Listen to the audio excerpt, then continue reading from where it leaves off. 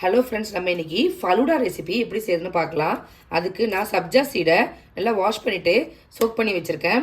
இது கூடவே சேமியா வேக வச்சு எடுத்து வச்சுருக்கேன். இது இங்கே சின்ன சைஸ் கிடைக்கல, ஸோ பெரிய சைஸ் தான் இருந்துச்சு. இதை நான் வேக வச்சு எடுத்து வச்சுருக்கேன். அதே மாதிரி ஜெல்லி நம்ம ரெடி பண்ணி வச்ச ஜெல்லி சூப்பராக ரெடியாக இருக்குது. அது கூடவே நம்ம காய்ச்சி ஆற வச்ச பாலும் ரெடியாக இருக்குது. பாதாம்லாம் அரைச்சி போட்டு நம்ம காய்ச்சி வச்சுருந்த பால் நல்லா ஆறி ரெடியாக இருக்குது. இப்போ எல்லாத்தையும் அசம்பிள் பண்ண ஆரம்பிச்சிடலாம். ஃபலூடாக்கு ஜெல்லி செய்கிறதுக்கு நான் இந்த ஜெலட்டின் பவுடர் தான் எடுத்திருக்கேன், செர்ரி ஃப்ளேவரில். இப்போ இதை ஒரு பாத்திரத்தில் பிரித்து கொட்டிக்கலாம்.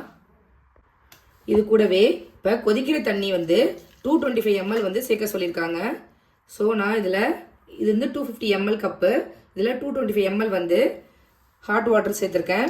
இப்போ இது கரையிற வரைக்கும் நல்லா கரைச்சி விட்டுக்கோங்க. இப்போ இது நல்லா கரைஞ்சிருச்சு. இப்போ இதே கப்பில் 225 ml கோல்டு வாட்டர் இதில் சேர்த்துக்கணும். எந்த கப்பால் நீங்கள் வாட்டர் அழுக்குறீங்களோ அதே கப்பாலே அளந்துக்கோங்க. இப்போ இதை நல்லா மிக்ஸ் பண்ணிவிட்டு கொஞ்சம் வார்ம் ஆனதுக்கப்புறமா நம்ம இதை நல்லா மிக்ஸ் பண்ணிவிட்டு ஆறுனதுக்கப்புறமா ஃப்ரிட்ஜில் எடுத்து வச்சுருங்க. இது ஜெல்லி மாதிரி ஃபார்ம் ஆகிடும். இருக்கட்டும். இப்போ இதை ஆறிடுச்சு.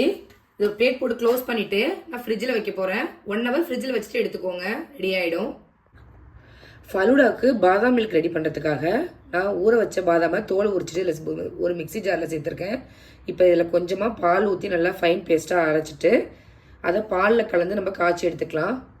இப்போ இதில் கொஞ்சமாக பால் சேர்த்துருக்கேன். இப்போ மிக்ஸியில் நல்லா ஃபைன் பேஸ்ட்டாக அரைச்சிக்கலாம். இப்போ இதில் ஒரு பாத்திரத்தில் 5 கிளாஸ் நான் பால் சேர்த்துருக்கேன், ஃபலூடா 5 பேருக்கு செய்கிறதுக்காக. இப்போ இதில் நம்ம அரைச்சி வச்ச பாதாம் பேஸ்ட்டையும் சேர்த்துக்கோங்க. இப்போ இதில் தேவையான அளவுக்கு நீங்கள் சுகர் சேர்த்துக்கோங்க. நான் 4 ஸ்பூன் சேர்த்துருக்கேன். லைட்டாக இப்போ இது கரைஞ்சி கொஞ்சம் திக்கானதுக்கப்புறமா ஸ்டவ் ஆஃப் பண்ணிவிடுங்க. ஆறுனதுக்கப்புறமா நம்ம அசம்பிள் பண்ண ஆரம்பிக்கலாம். பாருங்கள், பால் நல்லா பொங்கி திக்காய் வந்துடுச்சு.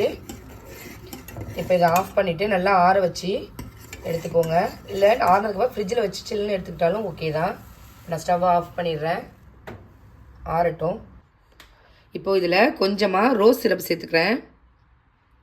கடையில் வாங்கின ரோஸ் சிரப் தான் சேர்த்துக்கிறேன். இப்போ இதில் சப்ஜா சீடு ஒரு 2 ஸ்பூன் அளவுக்கு சேர்த்துக்கோங்க. அசம்பிள் நம்ம எப்படி வேணாலும் பண்ணிக்கலாம். நம்மளோட விருப்பத்துக்கு தகுந்த மாதிரி எதை வேணாலும் கூட சேர்த்துக்கலாம், வேணாங்கிறத குறைச்சி சேர்த்துக்கலாம். இதில் கொஞ்சமாக சேமியா சேர்த்துக்கிறேன். நம்ம ரெடி பண்ணி வச்சுருந்த இங்கே பாருங்கள் ஜெல்லி பீசஸை இதில் கட் பண்ணி சேர்த்துக்கிறேன். இதில் காய்ச்சி ஆற வச்ச பால் சேர்த்துக்கோங்க.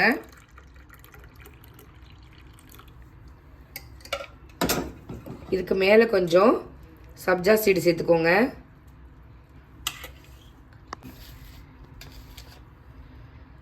இது மேலே ஒரு ஸ்கூப்பு ஐஸ்கிரீம் வச்சுருக்கேன், பிஸ்தாஷியோ ஃப்ளேவரில் தான் வச்சுருக்கேன். அதுக்கு மேலே டெக்கரேஷனுக்கு கொஞ்சமாக நான் நட்ஸு சேர்த்துக்கிறேன். உங்களுக்கு வேணுங்கிற நட்ஸை நீங்கள் சேர்த்துக்கலாம். அவ்வளோதான். பாருங்கள், சூப்பரான ஃபலூடா ரெடி ஆகிடுச்சு. நீங்களும் இதே மாதிரி உங்கள் வீட்டில் செஞ்சு பார்த்துட்டு எப்படி இருக்குங்க அப்படிங்கிறத கமெண்ட் பண்ணுங்கள். தேங்க்யூ.